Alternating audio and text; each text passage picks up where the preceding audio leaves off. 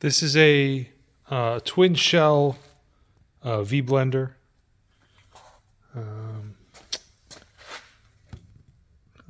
Zoom in on there. And if I read that right, which it won't focus, but it's like LB, I don't know, that could be the serial number. 1796, I think. And I got a picture of it. That says 80685. I don't know if that means anything.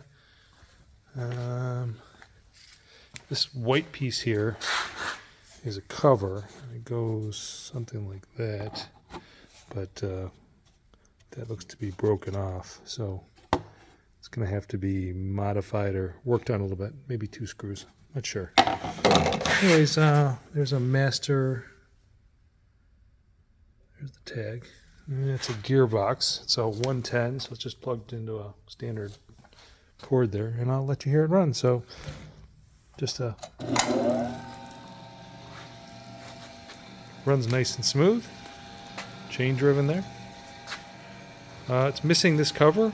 You can see it's missing on that side. As far as I know, it's only 1 speed.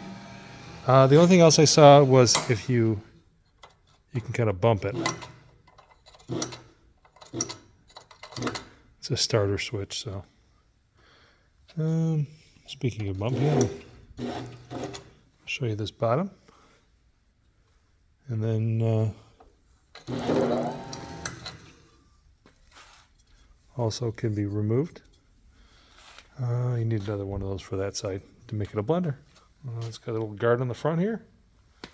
It's sitting on this table. I imagine if you don't want the table, you could probably save a couple bucks on shipping, but it's going to have to go freight anyways. It's about, I think it's 215 pounds.